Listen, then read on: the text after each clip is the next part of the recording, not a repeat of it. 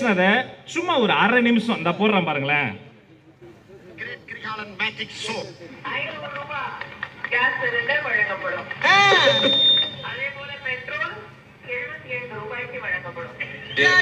அதே போல டீசல் 62 ரூபாய். விவசாய கடன் ரத்து செய்யப்படும். லிஸ்ட் பெருசா போய்கிட்டு இருக்கு.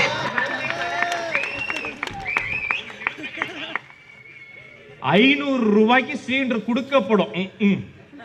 2024 சொன்னாங்க. எவ்வளவுமா சிலிண்டரு? 1000 ரூபாய். 2வது மாடியில ஏற்றி வைக்க இன்னொரு 60 ரூபாய் சேர்த்து கேட்கிறாங்க. 75 ரூபாயாமே பெட்ரோல். 75 ருபீஸா?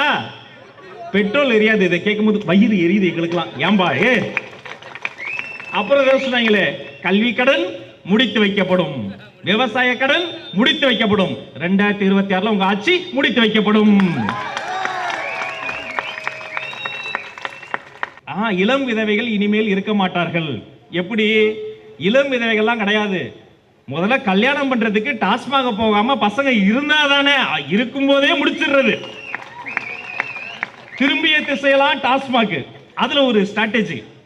நம்ம ஆளுங்க வந்து எவ்வளவு சொன்னாலும் கேட்க மாட்டாங்க.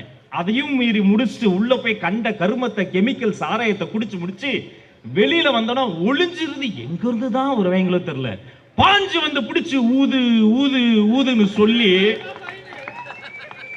ஏம்பா இந்த வேகத்தை கள்ளக்குறிச்சியில கள்ளச்சாராயம் காமிச்சானே அவனை பிடிக்க நீங்க காட்டினீங்களா?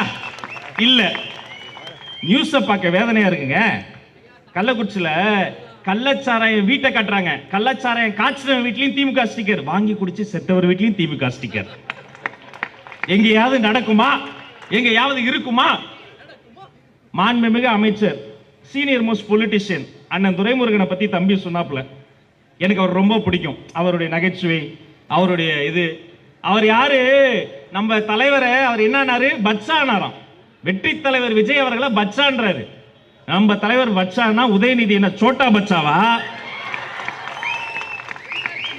என்னப்பா இதையெல்லாம் நீ வந்து கேட்டு சும்மா வந்திருக்க. ஆனா அண்ணன் எனக்கு பிடிச்ச விஷயம் என்ன தெரியுமா? கனிம வளத்துறையில இருந்தார். நல்ல வேளை புண்ணியமா போச்சு, உதயநிதின்னு பேர் வச்சீங்க. உதய நதின்னு வச்சிருந்தா லாரியில கடத்தி கொண்டு போயிருப்பாரு. ஆஹா, நதினா மணல் இருக்கும், குளங்கள் இருக்கும். நமக்கு தெரியும். எப்படி ரொம்ப நல்ல மனுஷன், நல்லா இருக்கு. 100 ஆண்டு காலம் இறையருள் அவர் நல்லா இருக்கணும். ஆனா பாருங்க, 90 தாண்டி அந்த பதவி ஆசை போல யாருக்கும் விட்டு கொடுக்கறதா இல்ல. ஒரு வாட்டி அந்த பொதுச் செயலர் ஆனாலும் ஒரு துணை முதலமைச்சர் ஆக முடியாதா? என்ன பண்ண முடியும்? நீங்க 50கள்ல துரைமுருகன் பேருக்கு பதிலாக ஒரு துரை நிதி, ஒரு இன்ப நிதி, ஒரு துணை, ஒரு அந்த நிதி, ஒரு இந்த நிதி வைக்கலையே. வச்சா மட்டும் தான் ஆக முடியும். மெரினா பீச்ல இவர் மாண்புமிகு முதல்வர் 4 கிலோமீட்டர் வாக்கிங் போனாராம். இந்தியா பாகிஸ்தான் போர் நினைச்சு நீங்க போராடுங்க. அப்பா நீ இன்னும் எங்களை பைத்தியக்காரனவே நினைச்சிட்டு இருக்கல. 4 கிலோமீட்டர் போனாரு. ஒன்னே ஒண்ணு சார், முதல் முறை முதலமைச்சர் மு.க. ஸ்டாலின் சார் 4 கிலோமீட்டர் வாக்கிங் போய் போற நிறுத்தின சார்.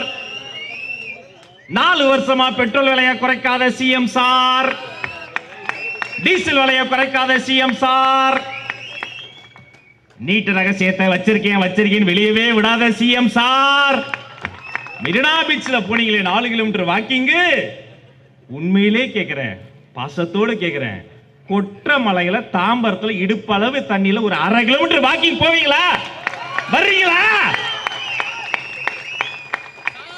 எங்க சனம் எவ்வளவு வருஷம் கஷ்டப்படுறோம். ஏன் இங்க இருக்கிற குப்பையெல்லாம் கொண்டு வந்து தாம்பரத்துல கன்னடப்பாளையத்துல தான் கொட்டணுமா? நம்ம பசங்க எல்லாம் யோசிச்சாங்கன்னு வச்சுக்கோங்க, ஒரு சேஞ்சுக்கு இடம் இல்லைல்ல, நம்ம குப்பையெல்லாம் கொண்டு போய் அண்ணா அறிவாலயத்துல கொட்டினாங்கன்னு வைங்க, வாக்கிங் போக முடியுமா? யோசிக்கணுங்க. காலம் மாறிடுச்சு, முன்ன மாதிரி ஏமாத்த முடியாது. தமிழக வெற்றி கழகம் என்ன தெரியுமாங்க? உழைப்புங்க. உழைக்க கற்றுக் கொடுத்திருக்கிறார் எங்க பொதுச் செயலாளர் அண்ணன் ஆனந்த். தம்பி லயலாமணி ஓடிக்கிட்டே இருக்கார். நாளானிக்கு கன்னியாகுமரி, அப்புறம் கர்நாடகா, இன்னும் பல ஊர்கள் நீங்க போகணும். அவருக்கு ஒரு வாழ்த்தை சொல்லி, நிறைய லேடிஸ் வந்திருக்கீங்கம்மா, குழந்தைகள், இளைஞர்கள் எல்லாரும் வந்திருக்கீங்க. நேரத்தின் அருமை கருதி 5 நிமிஷம் பேசிட்டு நலத்திட்டம் போயிடலாம். ஒரே ஒரு சந்தோஷம் என்ன தெரியுமா?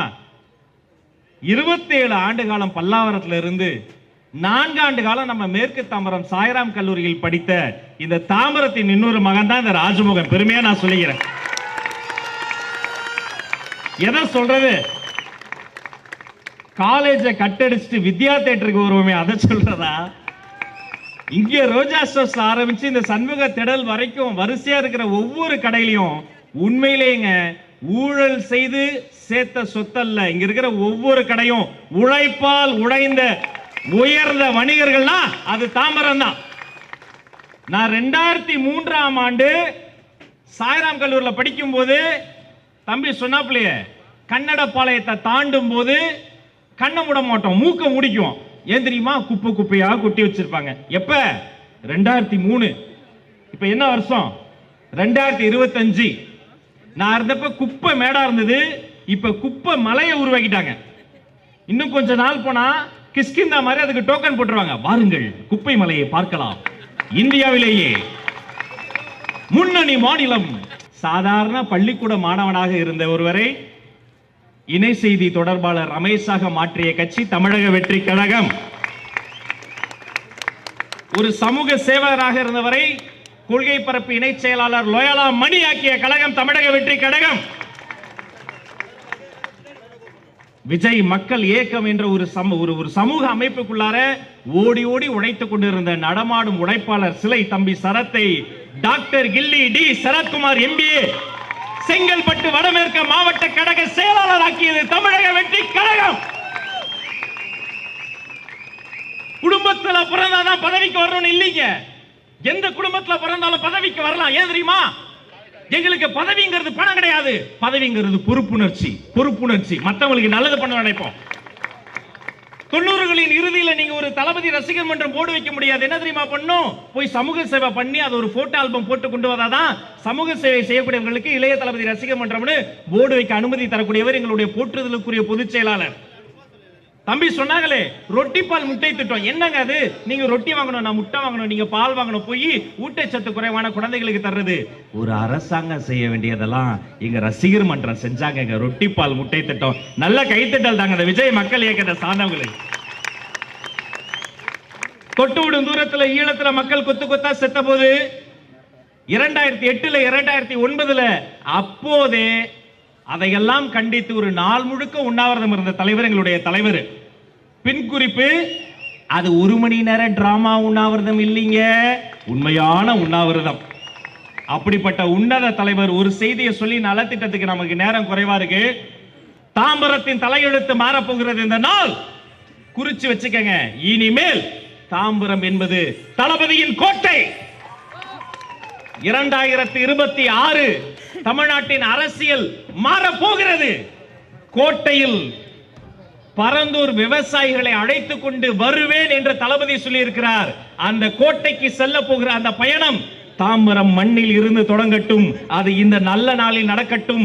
உங்கள் அத்தனை பேருக்கும் நல்லதே நடக்கட்டும், நலமே சொல்லட்டும் என்று வாழ்த்தி வணங்கி விடைபெற்று செல்வது கொள்கை பரப்பு தொண்டன் ராஜ்மோகன். நன்றி, நன்றி, வணக்கம். வெற்றி தலைவர் தளபதி, வெற்றி தலைவர் தளபதி, வெற்றி தலைவர் தளபதி. நன்றி.